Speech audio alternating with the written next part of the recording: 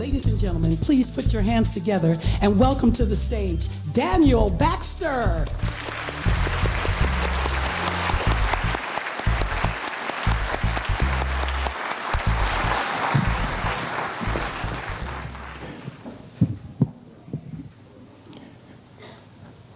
I remember that day just like it was yesterday. It was Monday, November 3rd, 1975. 8 years after the 1967 Detroit riots. I was 10 years old, a student at patronage of St. Joseph School in the 5th grade. That morning, my teacher stood before the entire class and said, "Class, we have a celebrity among us."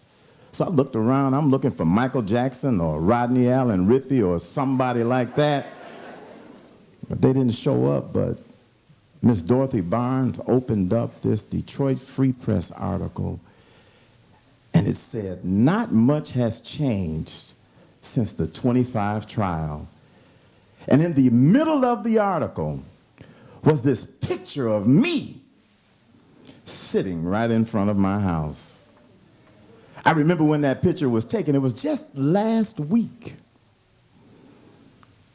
My family and I were sitting at the table eating lunch, and the doorbell rang.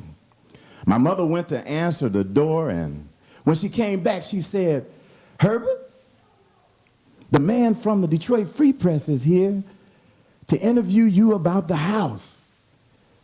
My daddy said, "Oh, hell no. I'm not talking to that MF." I'm looking at him like, what is his problem? What is he so angry about? My mother said, "Well, Herbert, somebody got to talk to the man." He said, "Send Danny." See how he like that? So I walked outside, and I'm like, I don't know what he's so angry about, but okay. So I get in front of the house, and this man from the newspaper asked me one question. He said, "Do you know the history of this house?" I said, "What in the world? Why did my daddy send me out here?" He's the historian. He reads all of the history books. He knows everything from Africa to America to the first and second Great Migration. He knows the whole thing about the black existence. Anyway, it's his house. But I answered the question as best as I possibly could, and I said, "Yeah, well, black guy lived in this house once upon a time, and he killed a white guy, and he got off." That's the extent of my knowledge of the story. The newspaper writer smiled at me, wrote a couple of things down, asked a couple of more questions, took a picture, and that was the end of the story. But that day, my teacher, she read that article. And the story went like this. In 1925, a guy by the name of Dr. Ocean Sweet decides to move out of the Black Bottom and on the southeast side of the city of Detroit. When he moved into the house on September the 8th, not much happened. But on September the 9th, all hell broke loose. A mob of 500 angry whites surrounded the house with one intent, and their goal was to move Dr. Sweet and his black family out of that house and send them hightailing back to the Black Bottom. You know the Black Bottom. It's right there where I-375 is right now. It runs from Jefferson all the way to East Grand Boulevard. It destroyed Hastings Streets. Dr. Sweet had other intentions. He and his friends decided to defend themselves, and when the mob rushed into the house, they fired into the crowd, and when the smoke had cleared, a man by the name of Leon Bryner lay dead. The Detroit Police Department came in and arrested Dr. Sweet, and they were tried for first-degree murder. The national branch of the NAACP hired Clarence Darrell, and Darrell based his whole case on a man's home is his counsel, and he has the right to defend it regardless to his color. That case started in October, and the turning point of the case or the trial was when Dr. Sweet went before the stand and Clarence Darrell asked him this question, Dr. Sweet, what were you thinking when you saw that mob? Sweet responded and said, when I opened the door and I saw the mob, I realized that I was facing the same mob that had hounded my people throughout its entire history. In my mind, I was pretty confident of what I was up against. I had my back against the wall, and I was filled with a peculiar fear, the fear of one who knows the history of my race. I know what mobs had done to my people before. Bro, I tell you, when my teacher read that story, I felt so good about it, and my whole class, they were just so excited. They began to ask me all of these questions. They were like, hey, Danny, how did you all get that house? Is Dr. Sweet your granddaddy? One guy said, man, do ghosts live in your house? Yeah, that was an awesome and marvelous day that day. When I got out of school, I got in the car and I was so excited. And I told my dad, I said, Daddy, Daddy, Daddy, guess what happened today? I told him everything, but the only thing that he had to say was, well, what did the paper say you said? I'm like, God, what is this man so pissed off about? I said, Daddy, did say I said anything. All they said was that I lived in the house. And we rode silently all the way home. And then when I got home, I was excited, and I told my mother about my experience that day, and my mother was so elated, it was as if she told the story herself. That day I vowed to learn as much as I possibly could about Dr. Ocean Sweet. So my mother pointed me to this newspaper article. The article was written in 1971, 4 years after the 1967 Detroit riots.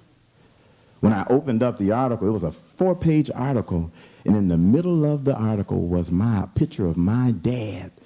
Oh, I was excited now. I'm like, my daddy is about to drop it like it's hot. So when I read it, I was shocked. I was embarrassed. I was thrown aback about what my dad had said. The first quote that they had in the article about my dad was, he said, yeah, Dr. Sweet was the first nigga that tried to move in this neighborhood. Yeah, I was here for the 1967 riots, and I didn't understand it. It was just like 43. It was just a whole bunch of people cutting a fool about something that didn't make much sense to me. And what Dr. Sweet did in 1925, it had absolutely no effect on me. I was 10 years old, and I realized that what he said was a total absurdity. I was embarrassed. I was so angry to the point where I had to confront him myself. So I went into the den with my father, and I said, Daddy, did you say this stuff? I gave him the newspaper article, and when I gave it to him, it was as if he saw a ghost. So he said, son, sit down.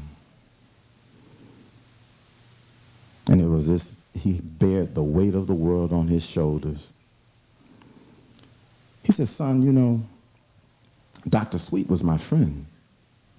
When I was a little boy, I used to come over here, and I would rake the leaves, wash his car, wash his window, do all types of odd jobs for him. And then when I became a man and I decided to marry your mother, Dr. Sweet was the same man who performed the blood test so that your mother and I could get married. When I had my own dry cleaners, Dr. Sweet was the man, one of my best customers. No, I didn't say that.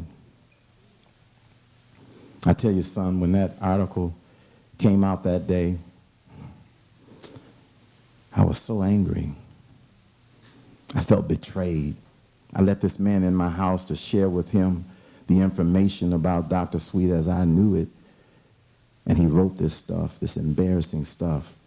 And it was as if the entire city had read it. I knew they did because my phone rang off the hook all day. Herbert, did you say that? Herb, I know you didn't say that. Now, Herb, you need to be ashamed of yourself. All day long, I had to explain myself. Danny, you were just a baby in 1967 when that riot broke out. You were barely walking, so you don't remember it. Your brother Junior was 2 years old. Your sister Monica was 12. Your brother Gregory was 15, and Collis was 17. That was a rough time, a dark season for our city. But it was bound to happen. You see, that wasn't the first riot that occurred in our city. In 1863, the same year that Abraham Lincoln signed the Emancipation Proclamation, a riot broke out in our city. There was a rumor that this black man raped a 9-year-old white girl.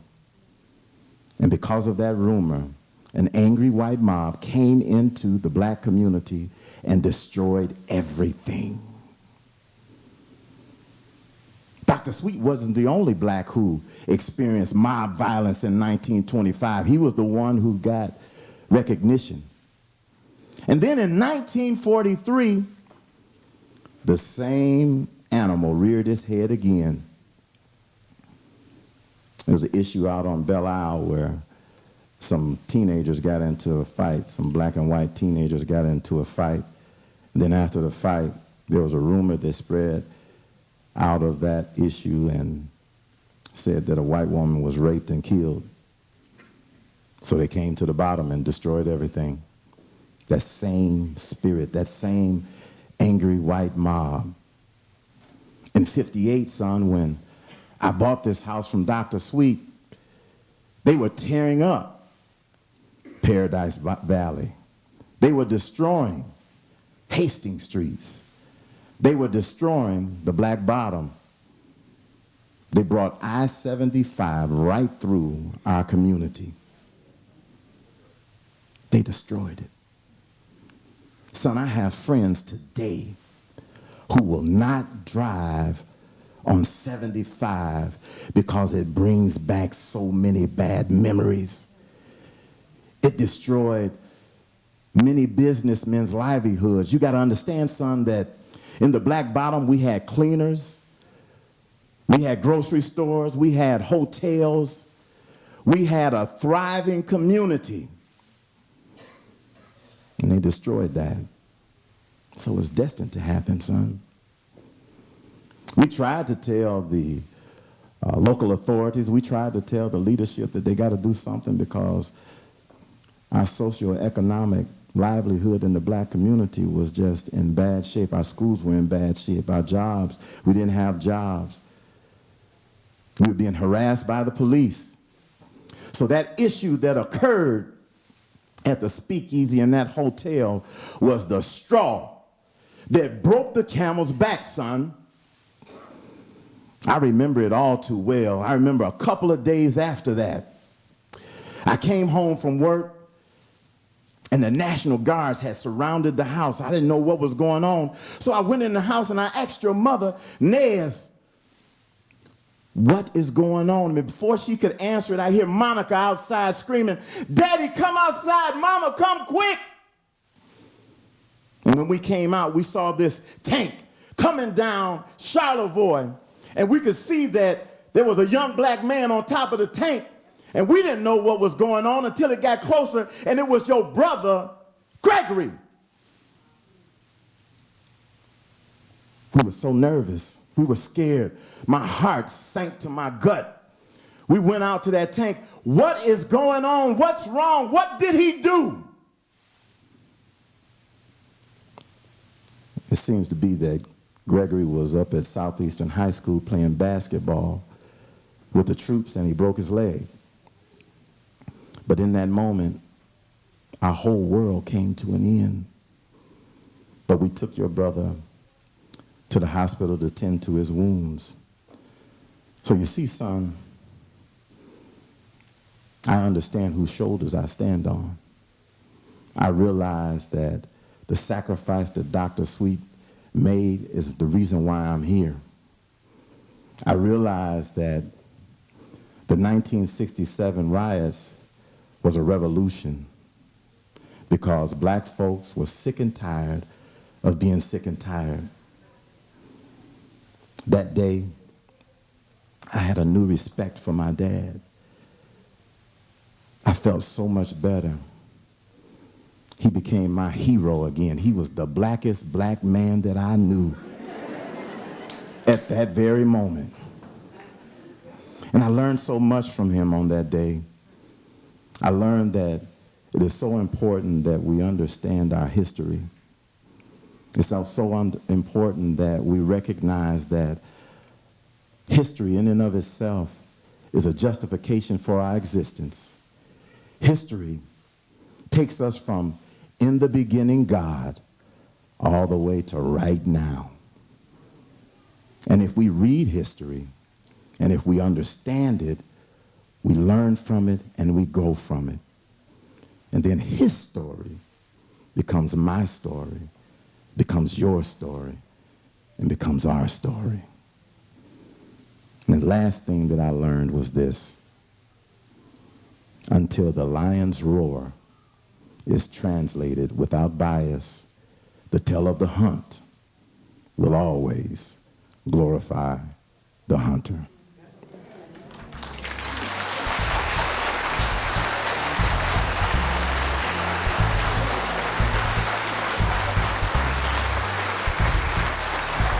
Daniel Baxter, ladies and gentlemen. Daniel Baxter.